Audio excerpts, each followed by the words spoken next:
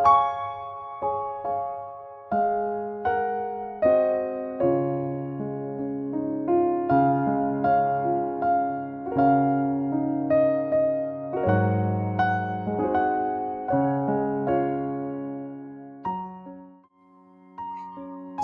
umat-umat Tuhan sekalian dimanapun saudara berada pada saat ini. Shalom kepada murid segala bangsa. Puji syukur kita panjatkan kehadirat Tuhan. Oleh karena kasih sayang dan kebaikan Tuhan, kita dapat kembali berkumpul di dalam seri pelajaran Alkitab mingguan yang pada saat ini telah sampai kepada pelajaran minggu yang ke-8 dengan judul Raksasa Iman, Yosua dan Kaleb.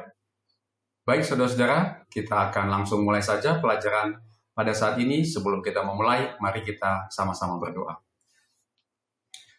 Ya Tuhan, Bapa kami yang bertata di dalam kerajaan surga, terima kasih ya Tuhan atas kebaikan Tuhan kepada kami.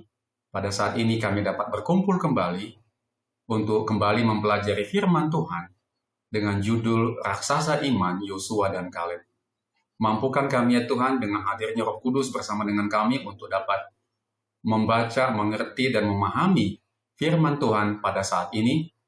Terlebih ya Tuhan, kami dimampukan untuk melakukannya, untuk menghidupkannya di dalam kehidupan kami, sehingga banyak orang melihat firman ini hidup dalam kehidupan kami, sehingga mereka pun dapat mengenal Engkau melalui kehidupan kami. Terima kasih ya Tuhan, kami serahkan jam pelajaran firman ini ke dalam tangan-Mu. Di dalam nama Yesus kami berdoa dan mengucap syukur. Amin. Baik saudara-saudara, sebelum kita memulai pelajaran pada saat ini, mari kita persiapkan hati dan pikiran kita. Ya, judulnya adalah Raksasa Iman, Yosua dan Kaleb. Ya. Oh ya, ayat intinya belum kita baca. Mari kita baca ayat intinya terlebih dahulu, atau ayat hafalannya.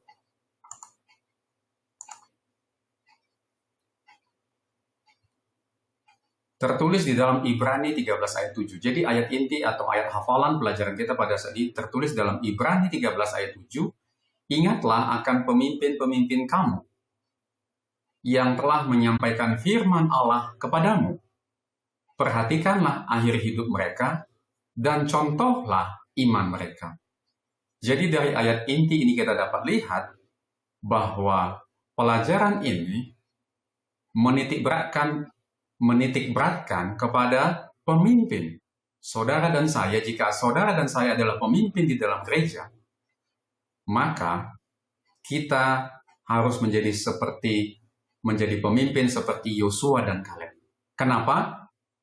Ya, mari kita ikuti pelajaran ini. Saudara tetap bersama dengan channel YouTube Murid Segala Bangsa untuk mengetahui mengapa pemimpin pada saat ini dipanggil, dan kita diharapkan melihat bagaimana teladan Yosua dan Kaleb di dalam kepemimpinan umat Tuhan pada saat itu. Dan dikatakan di sini, perhatikanlah akhir hidup mereka dan contohlah iman mereka.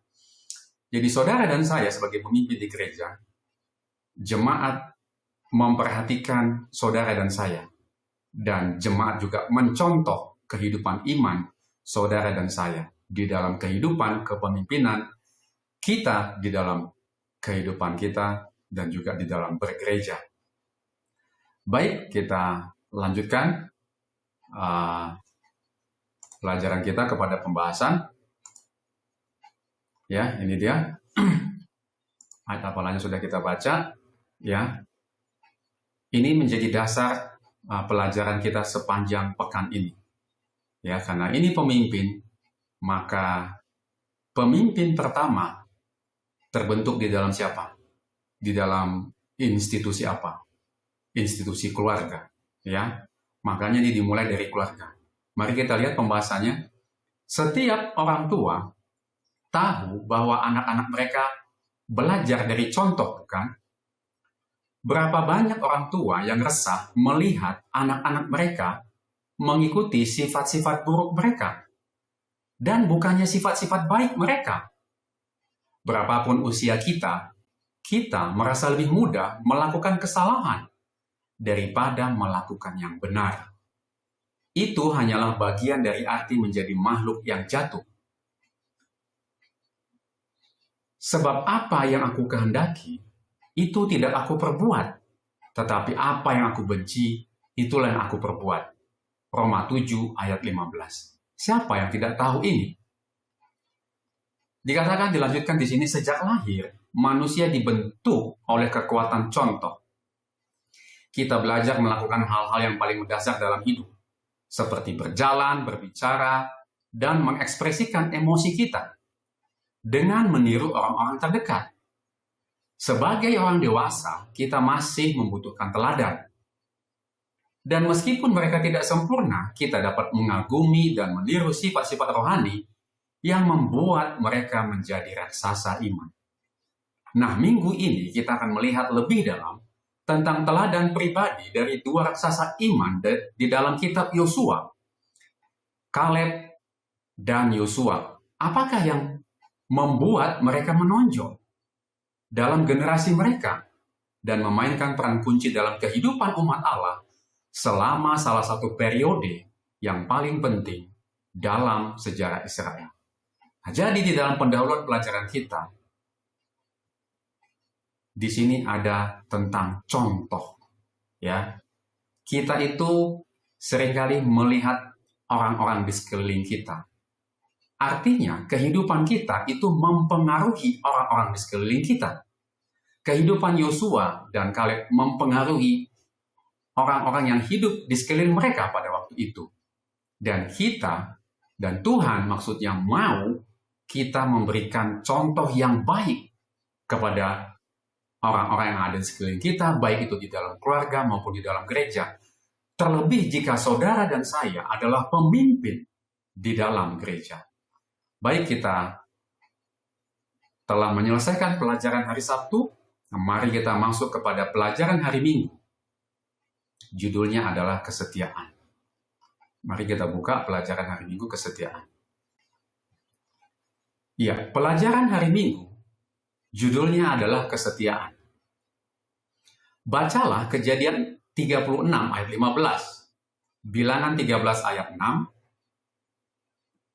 sampai ayat 30, Bilangan 13 ayat 6 dan ayat 30 sampai 32, dan Yosua 14 ayat 6 dan ayat 14. Siapakah Kaleb? Apakah kedudukannya di antara bangsa Israel? Mari kita baca Kejadian 36 ayat 15. Inilah kepala-kepala kaum Bani Esau, keturunan Elifas, anak sulung Esau. Ialah kepala kaum Teman, kepala kaum Omar, kepala kaum Zefo, kepala kaum Kenas. Kemudian Bilangan 13 ayat 6, dari suku Yehuda, Kaleb bin Yefun. Kemudian ayat selanjutnya, kemudian Kaleb mencoba menenteramkan hati bangsa itu di hadapan Musa, katanya. Tidak, kita akan maju dan menduduki negeri itu, sebab kita pasti akan mengalahkannya. Tetapi orang-orang yang pergi ke sana bersama-sama dengan dia berkata, kita tidak dapat maju menyerang bangsa itu, karena mereka lebih kuat daripada kita. Juga mereka menyampaikan kepada orang Israel kabar busuk tentang negeri yang diintai mereka, dengan berkata, negeri yang telah kami lalui untuk diintai adalah satu negeri yang memakan penduduknya. Dan semua orang yang kami lihat di sana adalah orang-orang yang tinggi-tinggi perawakannya. Kemudian Yosua 14 ayat 6, Bani Yehuda datang menghadap Yosua di Gilgal. Pada waktu itu berkatalah Kaleb bin Yefun, orang Kenas itu, kepadanya, engkau tahu firman yang diucapkan Tuhan kepada Musa abdi Allah itu tentang aku dan tentang engkau di Kades Barnea. Yosua 14 ayat 14, itulah sebabnya Hebron menjadi milik pusaka Kaleb bin Yefun, orang Kenas itu. Sampai sekarang ini, karena ia telah tetap mengikuti Tuhan Allah Israel dengan sepenuh hati. Nama Kaleb berasal dari kata Ibrani Caleb, yaitu anjing, yang muncul dalam Perjanjian Lama selalu dalam konteks negatif. Namun Caleb digunakan dalam surat-surat di luar Alkitab dan nyanyian pujian untuk mengekspresikan keberanian, kegigihan, dan kesetiaan seorang hamba kepada Tuannya. Dalam hal ini, Kaleb setia sesuai namanya, menunjukkan kesetiaan yang tak tergoyahkan kepada Tuhannya. Sekali lagi, saudara-saudara, tadi di bagian pendahuluan, bahwa Yosua dan Kaleb ini memberikan contoh. Demikian juga dengan kehidupan kita. Di dalam pelajaran hari Minggu, contoh yang mau diberikan kepada orang-orang terdekat kita di sini disebutkan adalah mengenai apa? Saudara bisa lihat kesetiaan. Ya, apakah saudara dan saya adalah orang yang setia kepada Tuhan, kepada firman Tuhan? Ya, di sini dikatakan bahwa Kaleb setia sesuai dengan namanya. Bahkan dikatakan kesetiaan yang tak tergoyahkan kepada Tuhannya. Apa yang dikatakan tentang Kaleb yang bersedia mengutarakan pendapatnya, meskipun mayoritas mata-mata memiliki pendapat yang sama sekali berbeda, dan orang-orang Israel mengancamnya dengan kematian. Lihat Bilangan 14 ayat 6-10, ayat 25-25 dari Bilangan 14, dan Bilangan 26 ayat 65 dan Bilangan 32 ayat 12. Mari kita lihat ayatnya. Bilangan 14 ayat 6-10. Tetapi Yosua bin Nun dan Kaleb bin Yefun yang termasuk orang-orang yang telah mengintai negeri itu mengoyakkan pakaiannya dan berkata kepada segenap umat Israel, negeri yang kami lalui untuk diintai itu adalah luar biasa baiknya. Jika Tuhan berkenan kepada kita, maka Ia akan membawa kita masuk ke negeri itu dan akan memberikannya kepada kita, suatu negeri yang berlimpah-limpah susu dan madunya. Hanya janganlah memberontak kepada Tuhan, dan janganlah takut kepada bangsa negeri itu, sebab mereka akan kita telan habis. Yang melindungi mereka sudah meninggalkan mereka, sedang Tuhan menyertai kita. Janganlah takut kepada mereka. Lalu segenap umat itu mengancam, hendak melontari kedua orang itu dengan batu. Tetapi tampaklah kemuliaan Tuhan di kemah pertemuan kepada semua orang Israel. Kemudian Bilangan 14 ayat 21-25. Hanya demi aku yang hidup dan kemuliaan Tuhan memenuhi seluruh bumi.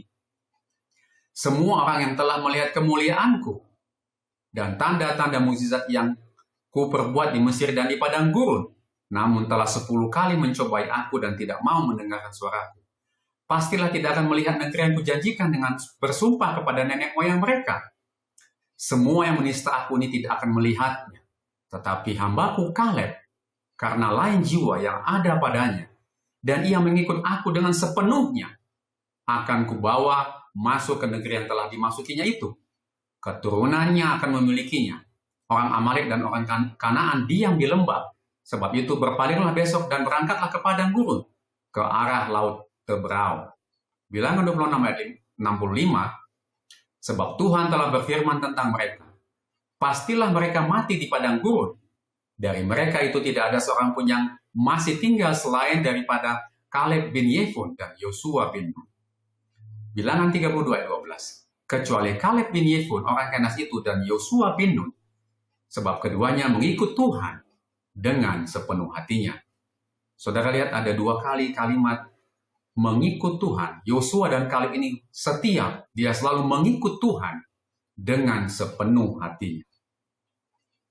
Pertimbangkanlah para pemimpin Israel yang penting ini yang hidup sezaman dengan Yosua dan Kaleb. Ada Syamua, Safat, Igal, Palti, Gadiel, Gadi, Amiel, Setur, Nahbi, dan Gewel. Apakah nama-nama ini terdengar familiar atau Anda mengenal nama-nama ini? Mungkin tidak. Kenapa? Karena mereka adalah nama-nama dari 10 mata-mata lainnya yang dikirim oleh Musa untuk menjelajah tanah Kanaan.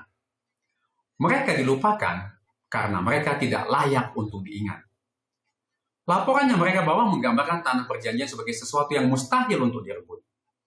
Mereka melihat diri mereka seperti belalang dibandingkan dengan raksasa yang mendiami beberapa daerah di negeri itu.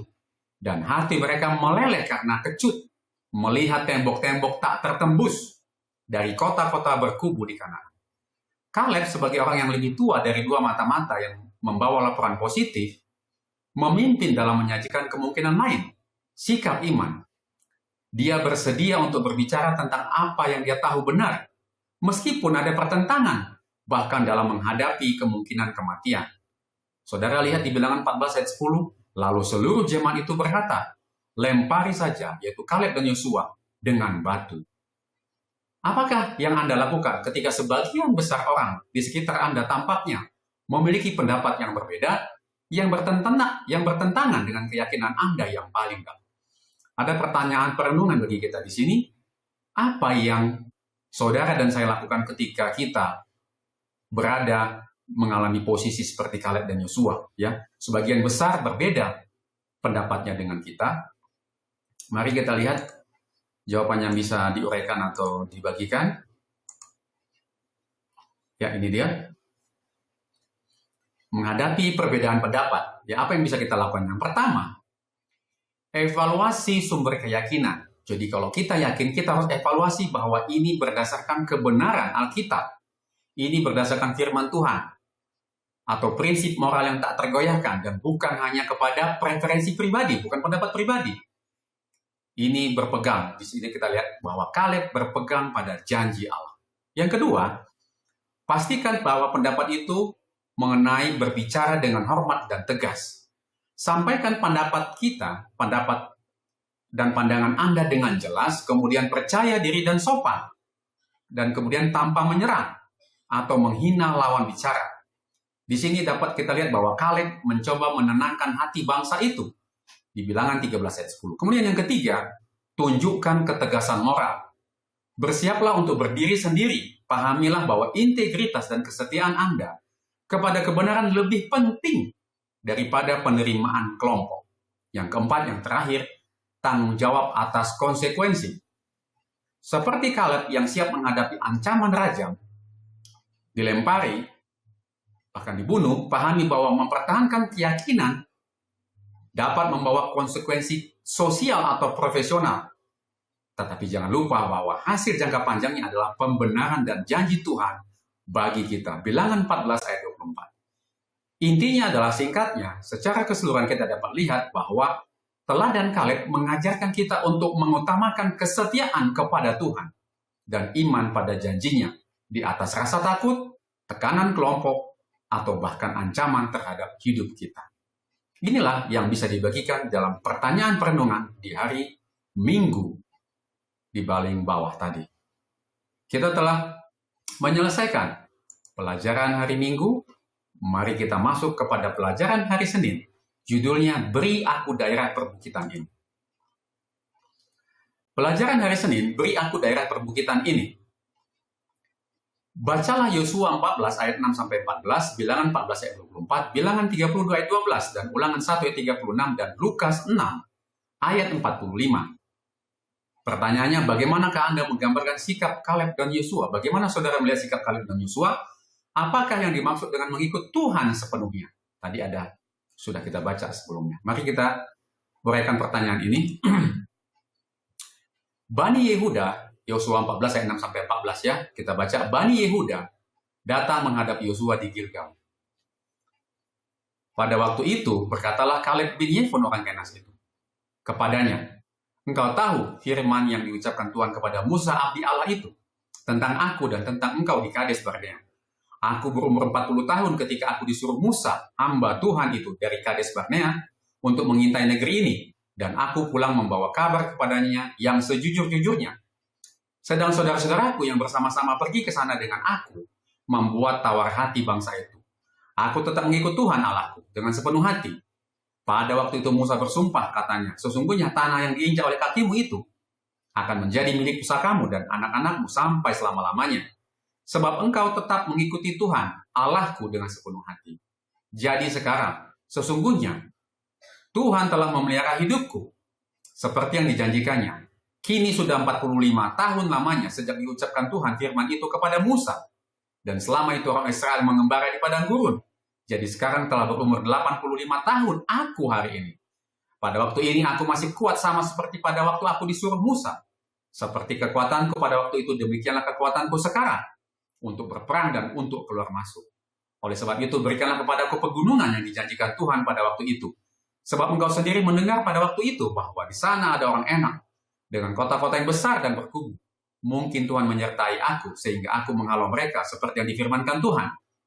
Lalu Yosua memberkati Kaleb bin Yefun, dan diberikannya lah Hebron kepadanya menjadi milik pusakanya. Itulah sebabnya Hebron menjadi milik pusaka Kaleb bin Yefun, orang Kenas itu sampai sekarang ini. Karena ia tetap mengikut Tuhan, Allah Israel dengan sepenuh hati. Bilangan 14 ayat 24, tetapi hambaku Kaleb karena lain jiwa yang ada padanya, dan ia mengikut aku dengan sepenuhnya, akan kubawa masuk ke negeri yang telah dimasukinya itu, dan keturunannya akan memilikinya. Bilangan 32 ayat 12, kecuali Kaleb bin Yefun orang Kenas itu dan Yosua bin Nun, sebab keduanya mengikut Tuhan dengan sepenuh hatinya. Ulangan 1 ayat 36, kecuali Kaleb bin Yefun, dialah yang akan melihat negeri itu, dan kepadanya dan kepada anak-anaknya akan kuberikan negeri yang diinjaknya itu, karena dengan sepenuh hati ia mengikuti Tuhan. Lukas 6 ayat 45, orang baik mengeluarkan barang yang baik dari perbendaharaan hatinya yang baik, dan orang jahat mengeluarkan barang yang jahat dari perbendaharaannya yang jahat, karena yang diucapkan meluap. Karena yang diucapkan mulutnya meluap dari hatinya. Kaleb tidak pernah melupakan janji yang diberikan Tuhan kepadanya melalui Musa, bahwa ia akan memasuki negeri yang telah diinjak kakinya. 40 tahun kemudian, ia merujuk pada laporannya sendiri tentang negeri itu. Dengan kata seperti yang ada di dalam hatiku, Yosua 14 ayat 7. Laporannya didasarkan pada keyakinannya bahwa dengan bimbingan dan pertolongan Tuhan, Israel akan dapat menaklukkan negeri itu. Berbeda dengan laporan dari 10 pengintai lainnya yang menimbulkan rasa takut di antara orang Israel, Kaleb menunjukkan kepercayaan dan komitmen yang sepenuh hati terhadap janji Tuhan. Frasa Ibrani yang secara harafiah berarti aku penuh mengikut Tuhan, Yosua 14 ayat 8, mungkin merupakan bentuk singkatan dari ungkapan yang lebih panjang, hatiku sepenuhnya mengikut Tuhan, atau aku memenuhi hatiku untuk berjalan di belakang atau mengikuti Tuhan. Berbeda dengan orang lain yang berjalan mengikuti ilah-ilah asing dan yang tidak mengikuti Tuhan sepenuhnya, hati Kaleb sepenuhnya didedikasikan kepada Tuhan. Ungkapan yang sama kemudian diulang 2 kali, menekankan kesetiaan Kaleb. Karakternya selaras dengan apa yang Tuhan sendiri sebut sebagai roh yang berbeda, yang membedakan Kaleb dengan ke-10 pengintai lainnya. Itu tadi tertulis di Bilangan 14 ayat 24. Dia disebutkan memiliki roh yang lain. Ya, tentunya roh Kristus, roh Tuhan yang hadir pada hidupnya. Bahkan pada usia 85 tahun, dia terus menjadi teladan tentang apa yang Tuhan capai melalui orang-orang yang hatinya sepenuhnya didedikasikan untuk dia dan tujuannya. Bagaimana dedikasi hidup saudara dan saya? Apakah kita seperti Kaleb? Bahkan sampai masa tuanya pun dia mengatakan bahwa hatinya sepenuhnya didedikasikan untuk dia dan tujuan Tuhan. Kaleb memahami bahwa wilayah yang akan dimiliki oleh setiap suku pada akhirnya berbanding lurus dengan sejauh mana mereka berani mengklaim janji-janji Tuhan dan seberapa banyak tanah yang bersedia mereka injak dengan iman. Janji-janji Tuhan tidak dapat dipenuhi dengan sendirinya, dalam arti bahwa janji-janji itu akan menjadi kenyataan walau berlawanan dengan kehendak kita atau berlawanan dengan kehendak yang tampak ada di depan kita. Sebaliknya, janji-janji itu membutuhkan iman yang disertai dengan tindakan yang tegas. Istilah Ibrani, ulai. Mungkin Yosua dalam Yosua 14 ayat 12 dapat mengekspresikan rasa takut dan keraguan. Tetapi biasanya kata ini menunjukkan pengharapan dan antisipasi bahwa sesuatu yang positif akan terjadi. Kemudian ada pertanyaan di bagian hari Senin, pertanyaan perenungan bagi kita. Kompromi-kompromi kecil jenis apakah yang dapat menghalangi kita untuk mengikut Tuhan sepenuhnya? Mari kita coba jawab dan uraikan pertanyaan ini. Kompromi kecil apa? Ya, yang pertama, yang paling sering kita lengah adalah penggunaan waktu. Ya, kita sering membatalkan waktu doa, waktu belajar Alkitab yang sudah dijadwalkan karena kita terlalu lelah setelah bekerja, atau menggantinya dengan waktu yang dihabiskan untuk scrolling media sosial yang tidak bermanfaat. Kemudian, hal ini berarti mengkompromisikan prioritas Tuhan, prioritas hubungan dengan Tuhan. Ya. Kemudian yang berikutnya, yang kedua, kebutuhan material. Berbelanja sering kompulsif atau membeli barang mewah yang di luar kemampuan finansial. didorong oleh karena iklan atau keinginan sesaat. Ya, ini mengkompromikan pengelolaan sumber daya atau mengkompromikan keadaan keuangan kita yang dipercayakan Tuhan. Ini mengubah fokus dari rasa syukur menjadi konsumerisme. Kemudian yang ketiga, integritas etika kerja. Ya, kompromi menggunakan integritas, kompromi sehubungan dengan integritas etika kerja, yaitu menggunakan waktu kantor. Ini aplikasinya, untuk contoh prakteknya, menggunakan waktu kantor yang dibayar untuk menyelesaikan tugas pribadi. Ya, mungkin saudara dan saya pernah, atau mungkin kalau saat ini masih melakukan, ya kita diingatkan bahwa kalau kita sudah bekerja di dalam jam kantor, perusahaan telah membayar kita untuk tujuan kantor atau perusahaan atau tempat kita bekerja. Bukan digunakan untuk apa? Tugas pribadi. Ya, seperti berbelanja online atau mengatur urusan pribadi secara berlebihan. Ini adalah kompromi integritas dan kejujuran dalam pekerjaan. Dan tindakan ini bertentangan dengan prinsip kerja seolah-olah kita bekerja untuk Tuhan. Ya, karena firman Tuhan katakan, bekerjalah seolah-olah kamu lakukan untuk Tuhan. Kalau ini kita lakukan, kita tidak akan apa? Menggunakan waktu kerja untuk kepentingan pribadi. Karena kita sudah dibayar oleh apa? Perusahaan kita. Kemudian kejujuran verbal. Melebih-lebihkan prestasi. Nah, apakah saudara pernah melebih-lebihkan prestasi? Atau menyembunyikan kesalahan kecil dalam percakapan agar terlihat lebih baik di mata orang lain. Ini sering disebut dengan kebohongan putih. Mengkompromikan kebenaran dan kerendahan hati. Ya, ini menunjukkan bahwa penerimaan manusia lebih penting daripada kejujuran. Kemudian menghindari konflik, tetap diam. Ketika rekan kerja atau teman melontarkan lelucon yang merendahkan atau rasis atau tidak bermoral, sikap tetap diam ini untuk menghindari ketegangan, itu disebut juga kompromi, ya, supaya jangan tegang dan dianggap kaku. Ini jadinya mengkompromikan keberanian moral seperti Kaleb. Ini menghalangi kita menjadi terang di tengah kegelapan karena rasa takut akan apa? Penolakan. Kemudian yang terakhir, hiburan dan media. Menonton konten di streaming service yang jelas-jelas bertentangan dengan nilai-nilai Anda atau nilai-nilai kerohanian, misalkan kekerasan, materialisme, atau imoralitas, dengan alasan hanya sekedar hiburan. Ini artinya mengkompromikan kesucian pikiran, membiarkan pikiran atau pengaruh duniawi masuk ke dalam hati Anda. Perlahan ini mengubah standar moral Anda di dalam menyaksikan hiburan dan media ini. Ini adalah jenis-jenis atau contoh-contoh kompromi kecil yang bisa dibagikan di dalam pelajaran kita pada saat ini.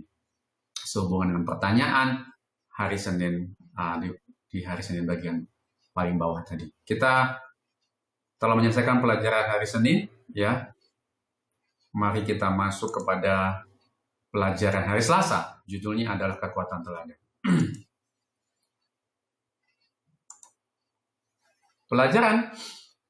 Pelajaran hari Selasa, kekuatan teladan. Bacalah Yosua 15 ayat 16 sampai 19, Hakim-Hakim 1 ayat 13 dan Hakim-Hakim 3 ayat 17. Apakah yang diajarkan kisah ini kepada Anda tentang kekuatan teladan? Bagaimanakah sikap Kaleb direproduksi dalam generasi muda? Yosua 15 ayat 16 sampai 19, lalu berkatalah Kaleb, siapa yang menggempur Kiryat Sefer dan merebutnya? Kepadanya akan kuberikan anakku Aksa,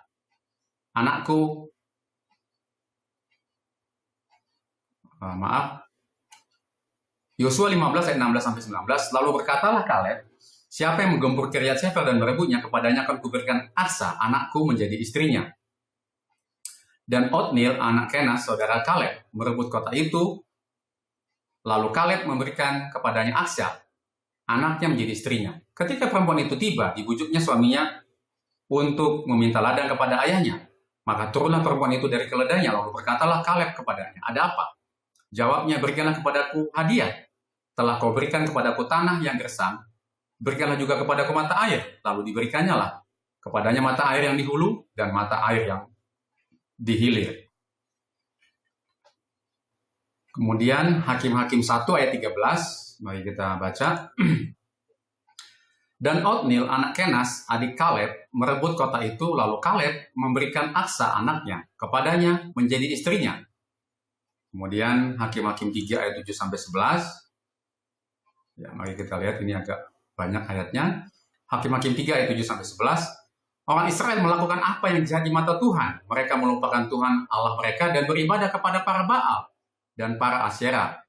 Lalu bangkitlah murka Tuhan terhadap orang Israel, sehingga ia menjual mereka kepada Kusyan, Rishyataim, Raja Aram Mesopotamia, dan orang Israel menjadi takluk kepada Kusyan, Rishyataim 8 tahun lamanya. Lalu berserulah orang Israel kepada Tuhan, maka Tuhan membangkitkan seorang penyelamat bagi orang Israel, yakni Otniel, anak Kenas, adik Kaleb. Roh Tuhan menghinggapi dia dan ia menghakimi orang Israel. Ia maju berperang, lalu Tuhan menyerahkan Kusyan Rishyataim, Raja Aram, ke dalam tangannya, sehingga ia mengalahkan Kusyan Rishyataim. Lalu amanlah negeri itu sampai 40 tahun lamanya. Kemudian matilah Otniel, anak Kenas. Ya, kita telah menyelesaikan pembacaan ayatnya.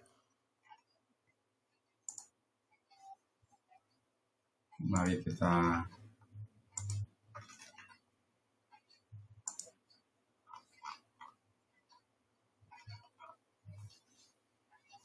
dalam bagian ini, Kaleb menawarkan putrinya Asa untuk dinikahkan dengan orang yang menaklukkan Debir. Otniel merebut kota itu dan memenangkan hati Asa. Kisah ini penting karena sekali lagi, kisah ini menunjukkan keberanian iman dan kesiapan Kaleb untuk menghadapi tantangan. Hal ini juga menunjukkan bahwa generasi bangsa Israel berikutnya mengikuti teladan dari para raksasa iman Kaleb dan Yosua. Ketika generasi yang lebih tua menutup pelayanan mereka, ada generasi baru yang siap untuk menghadapi tantangan dan terus menggenapi rencana Allah bagi mereka. Dengan cara yang tidak jauh berbeda dengan permintaan Kaleb kepada Yosua, berikanlah kepadaku daerah perbukitan ini. Asa yang didorong oleh suaminya menunjukkan iman dan tekad yang sama seperti yang ditunjukkan oleh ayahnya. Melalui tekad dan keberaniannya, Asa meneruskan garis teladan Kaleb dalam hal penggenapan janji untuk memiliki tanah itu. Memang tanah itu adalah anugerah dari Yahweh kepada Israel, tetapi Israel harus mendapatkannya dengan mengklaim janji-janji Tuhan dengan iman dan keberanian. Keteguhan hati Asa menjadi pertanda ketekunan para perempuan dalam Injil yang tidak mau dipalingkan oleh orang banyak ataupun para murid dan tidak mau menyerah sampai mereka menerima berkat Yesus untuk diri mereka sendiri dan keluarga mereka. Bacalah Lukas 18 ayat 1-5. Pelajaran apakah yang ada di sini untuk kita? Mari kita baca Lukas 18 ayat 1-5.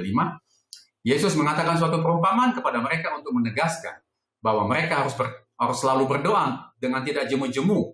Katanya, dalam sebuah kota ada seorang hakim yang tidak takut akan Allah dan tidak menghormati seorang pun.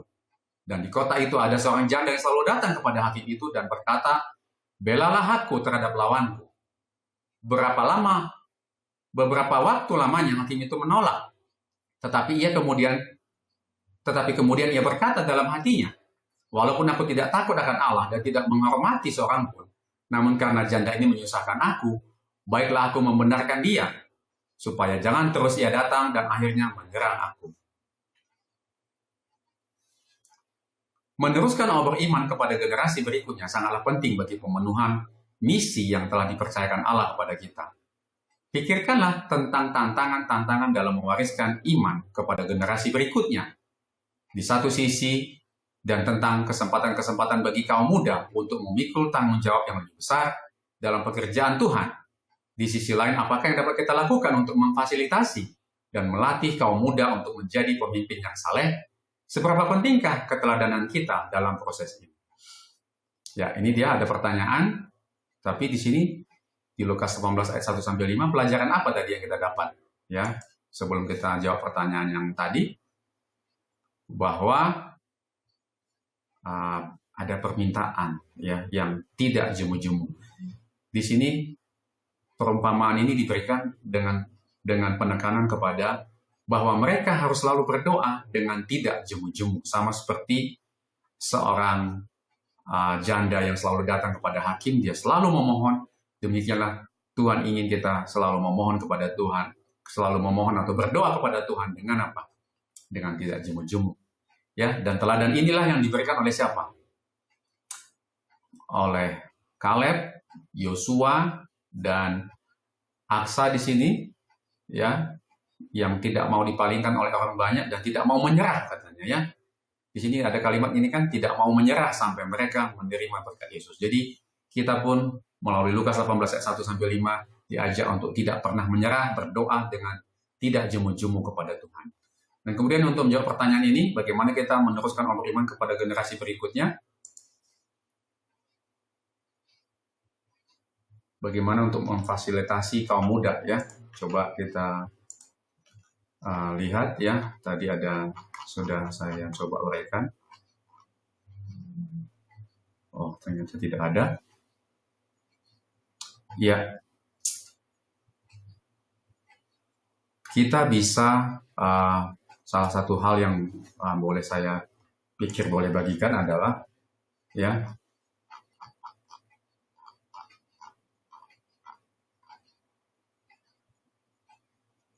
kita bisa melakukan acara retreat, kemudian kita boleh membagikan pengalaman kepada orang-orang muda ya. Karena kita tahu bahwa di gereja orang-orang muda ini akan menjadi penerus yang menggantikan kita, ya. Dan di sini bagaimana caranya agar kita dapat memfasilitasi kaum muda untuk menjadi pemimpin yang saleh, ya. Ada pelatihan, ada beberapa instrumen di gereja, contohnya kelas kemajuan, ya, kelas master guide. Itu adalah salah satu sarana untuk memberikan, karena banyak pelajaran-pelajaran mengenai praktek dan pelajaran tentang firman Tuhan di dalam kelas-kelas tersebut. Dan ada acara retreat kita bisa gunakan untuk orang muda dan orang tua, bagaimana membagikan pengalaman-pengalaman selama orang-orang senior atau orang tua ini memimpin, dan tantangan-tantangan apa yang akan dihadapi oleh mereka. Ya, ini bisa dibagikan kepada mereka. Dan sama seperti Yosua dan Kaleb, kehidupan pribadi mereka di dalam berjemaat dan di dalam berkeluarga, itu secara otomatis sudah mewarisi kepada orang-orang di sekitarnya. Kenapa? Tadi kan di bagian pendahuluan ada poin bahwa kehidupan kita ini menjadi contoh dan teladan bagi orang-orang di sekitar kita. Contoh itulah pewarisan kepada mereka, generasi berikutnya. Oleh sebab itu, makanya pelajaran ini menitik beratkan pentingnya kita melakukan tindakan yang benar, karena itu dilihat dan dicontoh. Dan dari pertanyaan ini kita dapat lihat bahwa ini menjadi diwariskan kepada generasi selanjutnya setelah kita. Menceritakan juga kepada mereka. Ya, ini kurang lebih yang bisa dibagikan dengan pertanyaan ini. Seberapa pentingkah keteladanan kita dalam proses ini? Sangat penting, karena kita adalah contoh sesuai dengan tadi ayat inti tadi, bahwa lihatlah pemimpin-pemimpinmu, contohlah mereka dan warisilah iman mereka. Dan itu menjadi tanggung jawab kita sebagai pemimpin di dalam keluarga dan di dalam gereja, di dalam masyarakat, dimanapun saudara menjadi pemimpin. Baik, kita lanjut pelajaran kita kepada pelajaran hari Rabu. Ya, di sini pelajaran hari Rabu adalah pelajaran hari Rabu pahlawan yang rendah hati. Daftar panjang nama-nama tempat yang merupakan tonggak perbatasan wilayah yang diberikan kepada suku-suku Israel diakhiri dengan laporan pembagian tanah kepada dua pahlawan, Kaleb dan Yosua, dari pengintaian pertama. Kaleb menerima warisan pertama, sementara Yosua menerima warisan yang terakhir. Sampai di sini Yosua telah membagikan tanah kepada suku-suku Israel. Sekarang saatnya bagi orang-orang Israel untuk memberikan warisan mereka kepada Yosua. Karena dia yang terakhir, saudara-saudara. Bacalah Yosua 19 ayat 49-51. Apakah implikasi dari fakta bahwa pemimpin besar Israel yang membagikan tanah, justru dia membagi-bagikan tanah, kok justru yang menerima, yang terakhir menerima warisan tersebut. Mari kita baca Yosua 19 ayat 49-51. Setelah orang Israel selesai membagikan negeri itu menjadi milik pusaka menurut daerahnya.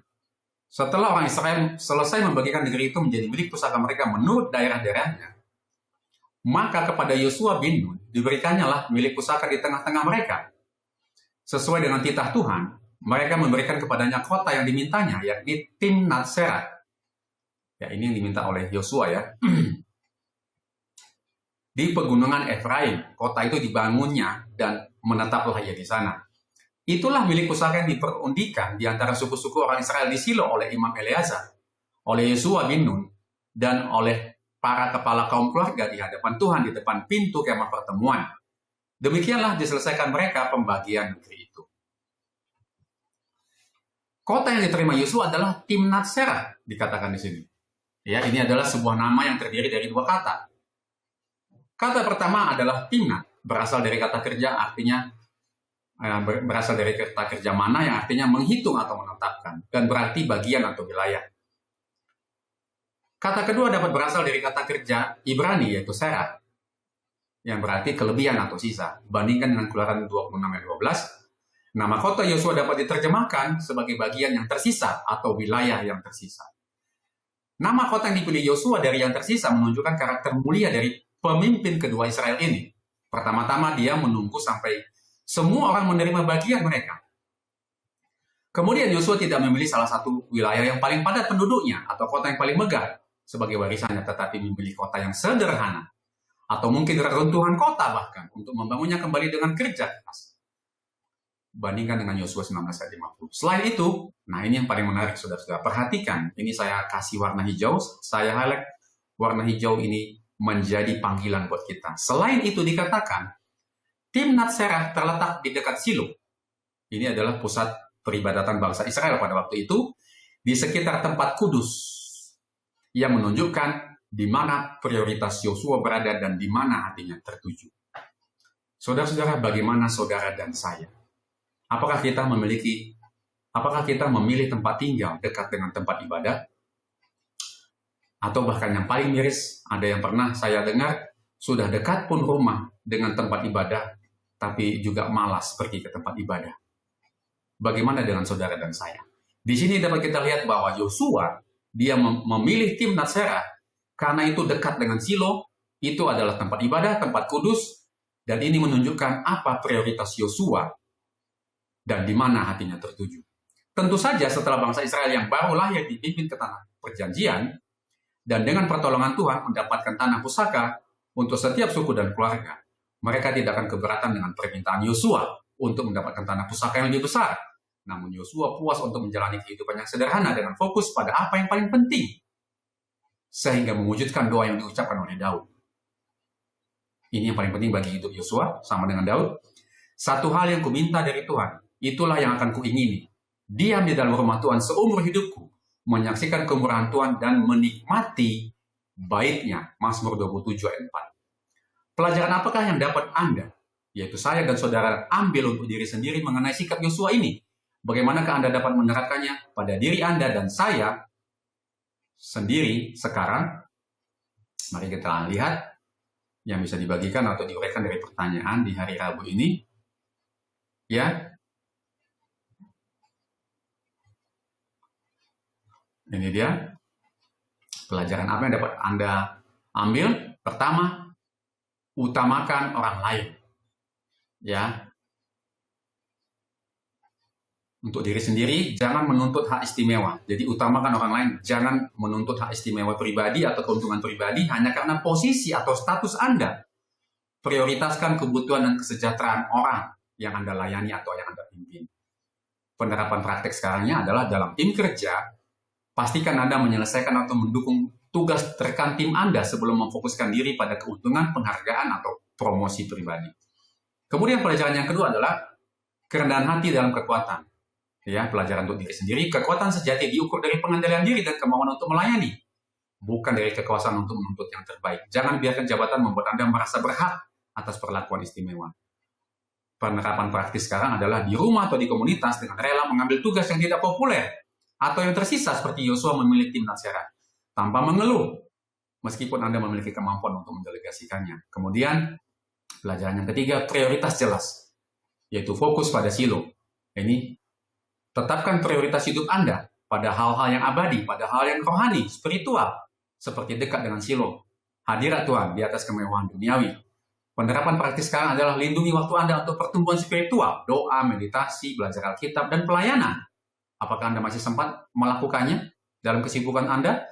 Jangan biarkan katanya kesibukan, kekayaan, atau ambisi menggeser waktu yang Anda habiskan untuk Tuhan dan keluarga.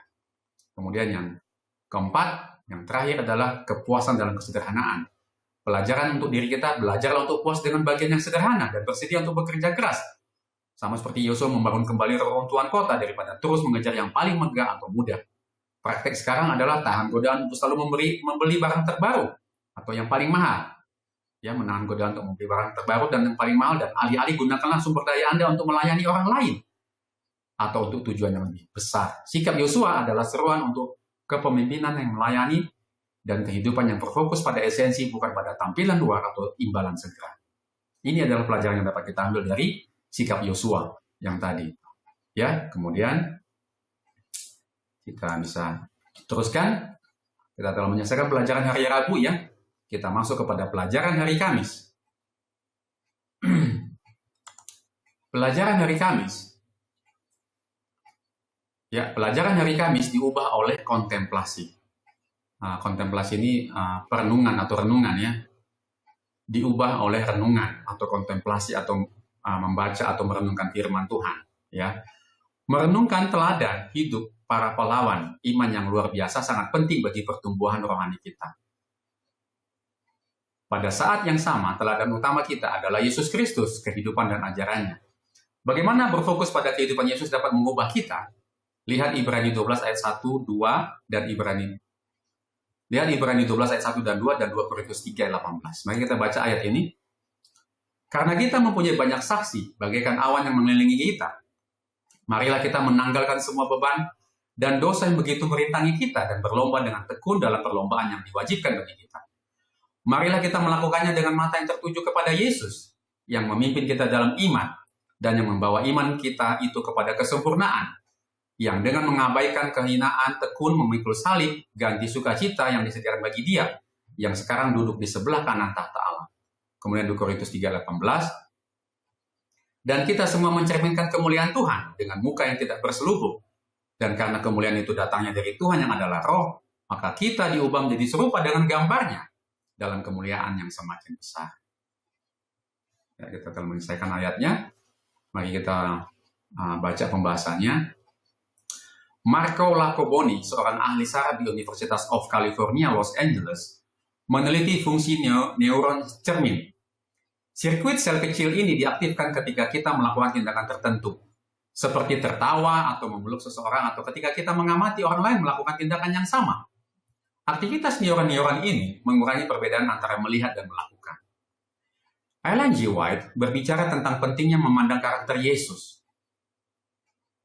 Ini artinya kontemplasi ya, memandang karakter Yesus. Sambil memandang kepada Yesus, kita memperoleh pandangan tentang Allah yang makin terang dan jelas, dan oleh memandang kita berubah. Kebaikan, kasih bagi sesama manusia menjadi naluri alami kita. Kita mengembangkan satu tabiat yang sama dengan tabiat ilahi. Bertumbuh menyerupai Dia, kita meluaskan kesanggupan kita untuk mengenal Allah. Makin hari semakin dekat kita masuk ke dalam persekutuan dengan dunia surgawi. Dan kita terus-menerus mempunyai kuasa yang semakin bertambah untuk menerima kelimpahan dari pengetahuan dan hikmat yang abadi. Dikatakan, semakin kita memandang kepada Yesus, semakin kita mengetahui tentang Allah, semakin pandangan kita tentang Allah yang makin terang dan jelas. Dan katanya, firman Tuhan sebutkan, oleh memandang kita berubah, kita diubahkan menjadi memiliki kebaikan, kasih bagi sesama manusia menjadi naluri alami kita, dikatakan. Dan kita bertumbuh menyerupai Dia. Ya, makin hari makin masuk ke dalam persekutuan dengan surgawi, dan kita terus-menerus mempunyai kuasa yang semakin bertambah untuk menerima kelimpahan dari pengetahuan dan hikmat yang abadi. Sungguh luar biasa. Oleh sebab itu, mari kita selalu merenungkan firman Tuhan dan Yesus Kristus dalam kehidupan kita. Bacalah Roma 12 ayat 1-2. Dua proses apakah yang bekerja untuk tujuan yang saling bertentangan dalam hidup kita? Bagaimanakah kita dapat memastikan bahwa kita memberi ruang untuk yang benar? Roma 12 ayat 1-2. Karena itu saudara-saudara, demi kemurahan Allah, aku menasihatkan kamu, supaya kamu mempersembahkan tubuhmu sebagai persembahan yang hidup, yang kudus, dan yang berkenan kepada Allah. Itu adalah ibadahmu yang sejati. Janganlah kamu menjadi serupa dengan dunia ini, tetapi berubahlah oleh pembaharuan budimu, sehingga kamu dapat membedakan manakah yang kehendak Allah, apa yang baik, yang berkenan kepada Allah, dan yang sempurna. Bagaimana kita dapat memastikan bahwa kita memberi ruang untuk yang benar, dan dua proses apakah yang bertentangan yang terjadi dalam kehidupan kita? Ini penjelasannya. Dalam ringkasan suratnya kepada jemaat di Roma, Rasul Paulus berbicara tentang dua kekuatan yang saling berlawanan yang berusaha membentuk hidup kita. Jadi ada dua kekuatan dalam hidup kita yang berusaha untuk menguasai. Ya, di satu sisi dunia sekitar dengan berbagai pengaruhnya mencoba memaksa kita setiap hari untuk masuk ke dalam bentukannya, mempengaruhi konfirmasi dalam diri kita yang bekerja dari luar ke dalam. Untuk mengatasi dampak ini, Roh Kudus dapat mengubah kita dari dalam keluar dengan cara yang mirip dengan cara ulat bermetamorfosis menjadi kupu-kupu yang indah. Namun, agar proses itu terjadi, kita perlu menyerahkan diri kita kepada Tuhan dan meminta Dia untuk melanjutkan pekerjaan baik yang telah Dia mulai di dalam diri kita. Filipi 1 ayat 6. Pada akhirnya kita harus membuat pilihan secara sadar, saat demi saat untuk berjalan di dalam Roh. Ini adalah pelajaran hari Kamis setelah kita telah menyelesaikannya dan kita masuk kepada pelajaran hari Jumat. Ya, pelajaran hari Jumat, ya. Pelajaran hari Jumat bagian pendalaman, bagian yang terakhir. Di sini ada kutipan firman Tuhan dikatakan, iman Kaleb sekarang ini tetap sama seperti pada waktu kesaksiannya melawan laporan buruk dari mata-mata yang lainnya. Ia telah mempercayai janji Allah bahwa ia akan membawa bangsanya mewarisi Kanaan. Dan di dalam hal ini ia telah menuruti Allah dengan sempurna. Bersama dengan bangsanya ia telah bertahan dalam pengembaraan yang lama di padang belantara. Dengan demikian ia telah turut merasakan kekecewaan dan beban orang yang bersalah. Namun demikian ia tidak bersungguh-sungguh untuk hal ini, tetapi meninggikan rahmat Allah yang telah memeliharakan hidupnya di padang belantara pada waktu saudara-saudaranya dibunuh. Di tengah-tengah segala kesukaran, mara bahaya dan kesulitan dalam perjalanan di padang belantara, selama masa peperangan semenjak memasuki Kanaan, Tuhan telah memeliharakan hidupnya. Dan sekarang, dalam usia lebih dari 80 tahun, semangat keberaniannya tidak berkurang. Ia tidak meminta bagi dirinya satu negeri yang sudah ditaklukkan, tetapi tempat yang lebih daripada yang lainnya dianggap oleh para mata-mata itu mustahil untuk dikalahkan. Oleh pertolongan Tuhan, ia mau merebut benteng ini dari raksasa-raksasa yang kekuatannya telah menggoyahkan iman bangsa Israel. Bukanlah keinginan untuk kehormatan atau kesombongan yang telah mendorong permohonan Kaleb ini. Serdadu tua yang berani ini ingin memberikan kepada orang banyak satu teladan yang akan menghormati Allah dan memberikan semangat kepada suku-suku bangsa itu untuk menaklukkan seluruh negeri yang telah seluruhnya negeri yang oleh leluhur mereka dinyatakan tidak dapat ditaklukkan. Ellen G. White, Alpha dan Omega jilid 2 halaman 121.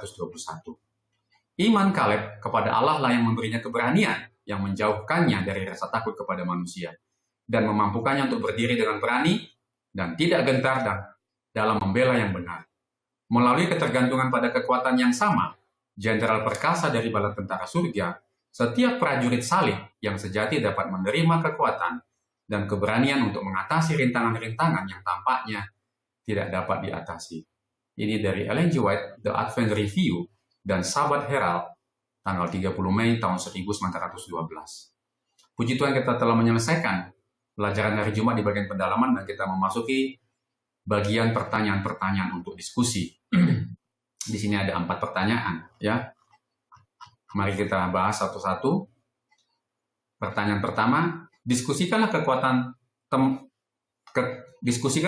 tekanan teman sebaya dan keberanian yang diperlukan untuk berbicara ketika orang lain tidak berbicara. Apakah peran keberanian dalam mempraktikkan iman kita? Bagaimanakah kita dapat menghindari sikap tidak sopan ketika kita sedang membela apa yang kita yakini benar? Ya, ini pertanyaannya. Mari kita coba uraikan dan jawab. Saya sudah tulis. Jadi kekuatan tekanan teman sebaya dan keberanian, ya. Tekanan teman sebaya atau peer pressure adalah kekuatan yang sangat kuat karena didorong oleh kebutuhan dasar manusia untuk diterima. Jadi ada kebutuhan dasar kita untuk diterima, ya, dimiliki dan dihindarkan dari konflik atau isolasi. Kisah 10 mata-mata versus Kaleb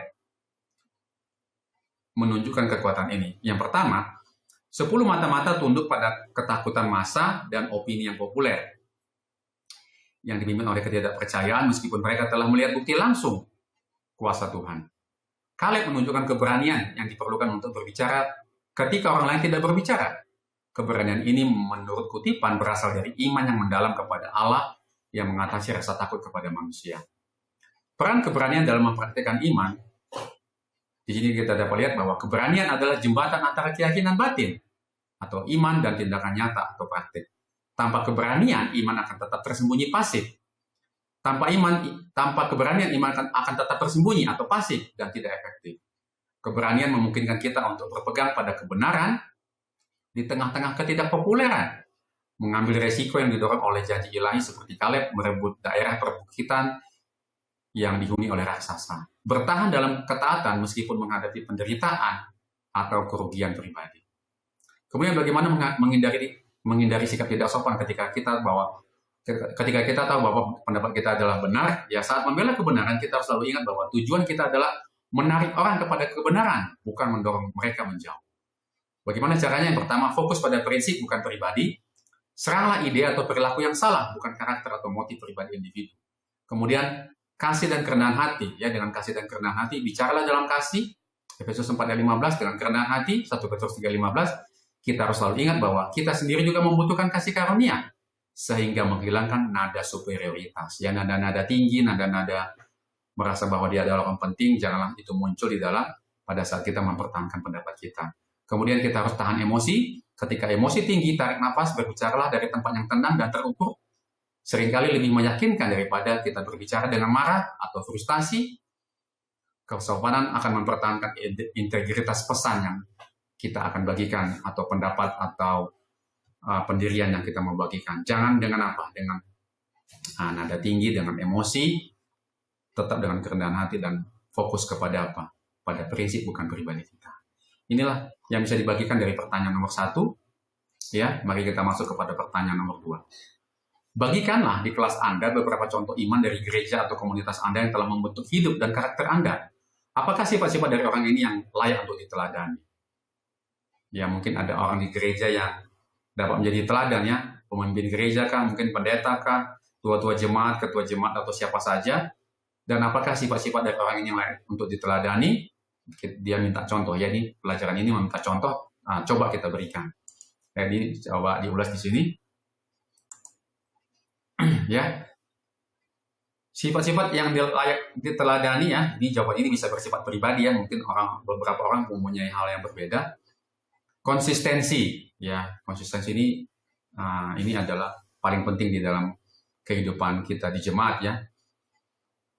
Hidup mereka dari hari demi hari selaras dengan apa yang mereka yakini. Mereka tidak menunjukkan kompromi kecil, ya. Adanya konsistensi, kemurahan hati atau generosity. Mereka bersedia mengorbankan waktu, sumber daya, atau kenyamanan mereka untuk orang lain tanpa mengharapkan balasan. Kemudian ketahanan atau resilience. Mereka menghadapi kesulitan dan kecewaan seperti Kaleb bertahan di padang gurun tanpa menjadi pahit atau kehilangan iman. Contoh spesifik dapat mencakup, ya, mungkin saja ada seorang anggota gereja yang secara diam-diam membantu keluarga yang membutuhkan. Ya, saya pernah melihat ini. Seorang mentor yang selalu mengutamakan studi Alkitab daripada hiburan. Ini juga ada saya lihat.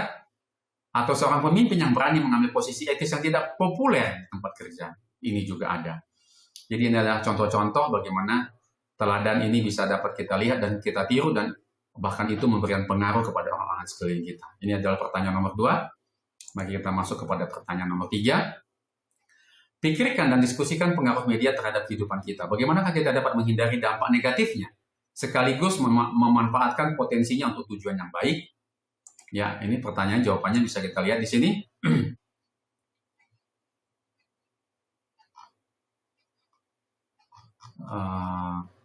Ya, pengaruh media terhadap kehidupan kita. Dampak negatif media.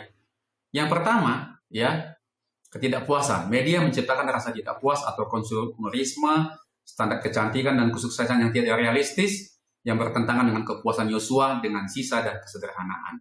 Ini dampak negatifnya, dan dihubungkan, direlatedkan dengan bagaimana Yosua yang puas dengan apa adanya, ya, dengan kesederhanaan. Kalau media itu sering memanas-manasi kita untuk menjadi apa? Konsumerisme, menjadi lebih cantik, lebih baik, dan menjadi lebih sukses yang tidak realistik. Ya, kemudian penghakiman dan kritik. Media sosial memupuk budaya mengkritik dan menghakimi yang bertentangan dengan kerendahan hati dan kasih. Kemudian media sosial mengalihkan fokus.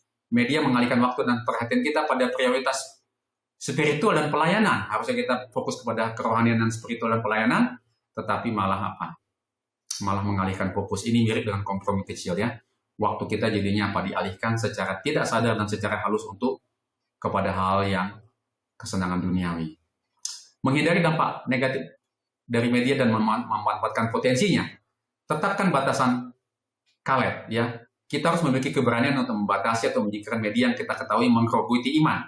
Kalau kita tahu media itu menggerogoti iman kita, tetapkan batasan. Jangan gunakan lagi media itu. Perlakukan media yang tidak sehat sebagai raksasa yang perlu kita taklukkan. Kemudian filter dan saringlah dengan roh. Jangan menerima informasi atau nilai apapun yang tanpa menyaringnya melalui lensa Alkitabiah. Ingatlah bahwa Yosua menempatkan dirinya di dekat tempat kudus. Kita perlu berada dekat dengan kebenaran ilahi untuk menjaga pandangan kita. Jadi, sebagaimana secara literal rumahnya atau warisannya Yosua dekat dengan Silo, dengan tempat kudus, pelajaran atau jawaban dari pertanyaan pada saat ini mengajak kita tempatkan pikiran kita di tempat kudus. Jadilah seperti Yosua katanya, ya, menempatkan dirinya di dekat tempat kudus artinya kita selalu dekat dengan kebenaran untuk menjaga pandangan kita, jaga mata kita untuk selalu melihat firman. Kemudian yang ketiga, memanfaatkan untuk tujuan baik. Ya tentunya media ada tujuan yang bisa kita gunakan untuk baik juga ya, untuk menggunakannya untuk membagikan firman Tuhan. Sama seperti channel YouTube saat ini, Murid Segala Bangsa, gunakan potensi media untuk ya menyebarkan kabar baik dan kesaksian positif, menciptakan komunitas dan mendorong persahabatan yang membangun ya, meningkatkan kesadaran akan isu-isu sosial dan membantu orang yang membutuhkan. Dan saat ini channel YouTube Murid Segala Bangsa memanfaatkan untuk tujuan yang baik media ini untuk membagikan kabar baik, membagikan firman Tuhan, dan juga membagikan kesaksian yang positif. Ini adalah menjawab pertanyaan nomor 3. Ya, pertanyaan nomor 4 yang terakhir, renungkanlah kerendahan hati Yosua sebagai seorang pemimpin dan keinginannya untuk tinggal dekat dengan tempat kudus dengan cara apakah teladannya berbicara kepada Anda. Ya, oke, ini boleh kita lihat. Ini pertanyaan terakhir, kerendahan hati Yosua sebagai pemimpin. Teladan Yosua yang menerima warisan terakhir atau Timnat Serah dan keinginannya untuk tinggal dekat tempat kudus berbicara kepada kita tentang prioritas yang sejati. Yang pertama, kepemimpinan yang melayani, bukan menguasai. Teladan Yosua mengajarkan bahwa kesuksesan sejati diukur dari seberapa baik kita melayani orang yang dipercayakan kepada kita, bukan dari imbalan atau kehormatan yang kita dapatkan. Ini menantang kita untuk bertanya, apakah saya menggunakan posisi saya untuk melayani orang lain atau untuk menuntut istimewa? Prioritas di hadirat Tuhan, keinginan Yosua untuk tinggal dekat Silo atau tempat kemah pertemuan, menunjukkan bahwa kedekatan dengan Tuhan adalah warisan terbaik yang mungkin ada. Hal ini menantang kita untuk menjadikan waktu pribadi dengan Tuhan, doa, studi atau pelajaran Alkitab sebagai bagian yang pertama dari hari kita, bukan sisa atau yang terakhir. Menghargai ibadah dan persekutuan rohani di atas pencapaian atau kenyamanan pribadi. Yang ketiga, puas dengan kesederhanaan. Yosua, panglima yang perkasa, puas membangun kembali reruntuhan. Ini untuk berbicara kepada kita tentang bahaya ambisi yang tidak terkendali dan pentingnya menemukan kepuasan dalam apa yang kita miliki selama kita berada di tempat yang Tuhan inginkan, daripada terus mengejar hal-hal yang paling megah dan termudah. Nah, ini sudah selesai pertanyaannya, semuanya telah kita bahas, dan kita telah menyelesaikan pelajaran dari pelajaran yang ke-8 ya, pelajaran iman dari Yosua, dan pada saat ini panggilan yang bisa dibagikan sebagai penutup ya. Lihatlah teladan Yosua, walaupun dia memiliki raksasa waktu dia dikirim untuk mengintai tanah Kanaan, tapi itu tidak mengecilkan hati dari Yosua dan Kaleb. Ya, ketika dia tidak takut kepada raksasa-raksasa dalam kehidupan kita pada saat ini, ya, banyak sekali raksasa, masalah-masalah, pergumulan atau tantangan yang kita hadapi, kita diajak, marilah kita melihat Yosua dan Kaleb sebagai pemimpin di dalam kehidupan bangsa Israel pada saat itu ya. Dan ketika kita mengandalkan Tuhan, Yosua dan Kaleb mengatakan mereka menuruti Tuhan dengan sepenuh hatinya. Jangan pernah meragukan janji Tuhan ketika kita menghadapi raksasa atau tantangan yang besar dalam hidup kita. Katakan kepada raksasa masalah kita itu bahwa kita mempunyai Tuhan yang jauh lebih besar dari raksasa itu, dari raksasa masalah kita. Dan dengan demikian, ketika kita bisa mengalahkan raksasa dalam setiap masalah dan kehidupan kerohanian kita, pergumulan kita, kehidupan kita juga menjadi raksasa iman, seperti Yosua dan Kaleb. Dan sesuai dengan ayat inti dalam pelajaran kita menjadi pemimpin-pemimpin seperti Yosua dan Kaleb. Kita telah menyampaikan firman Tuhan, dan dengan demikian kita diperhatikan, dan kita menjadi contoh, dan akhir hidup kita akan selalu diingat bahwa Tuhan hadir dalam kehidupan kita. Inilah yang Tuhan inginkan melalui pelajaran ini, bahwa pada akhirnya seluruh jemaat, umat-umat Tuhan, anak-anak, saudara dan saya, istri atau suami, jemaat, masyarakat, lingkungan, mereka dapat memperhatikan hidup kita, dan mereka dapat mencontoh iman kita. Sehingga dengan demikian, seluruh kehidupan kita menyaksikan akan kebesaran kuasa Tuhan. Baik, saudara, kita telah menyelesaikan pelajaran kita. Mari kita berdoa untuk menutup pelajaran ini. Dengan demikian, pelajaran ini menjadi satu kehidupan dan terang yang boleh kita bawa dalam kehidupan kita. Mari kita berdoa. Ya Tuhan, terima kasih atas kebaikan yang Tuhan berikan kepada kami. Tuhan telah memimpin seluruh rangkaian pelajaran firman Tuhan pada saat ini. Bagaimana raksasa iman Yosua dan Kaleb dapat kami lihat. Dan kami pun dapat menjadi seperti Yosua dan Kaleb, yang tentunya membawa kami untuk menjadi seperti Yesus dalam kehidupan kami. Dan kami dapat melihat bahwa akhir hidup kami, bahkan sepanjang hidup kami, orang lain dapat melihat bahwa kami dapat menjadi contoh yang baik dan benar di hadapan Tuhan. Dan kehidupan kami dapat menuntun atau mengarahkan seluruh orang-orang yang ada di sekitar kami untuk selalu memandang kepada Engkau dan percaya dan bergantung kepada Engkau. Terima kasih ya Tuhan.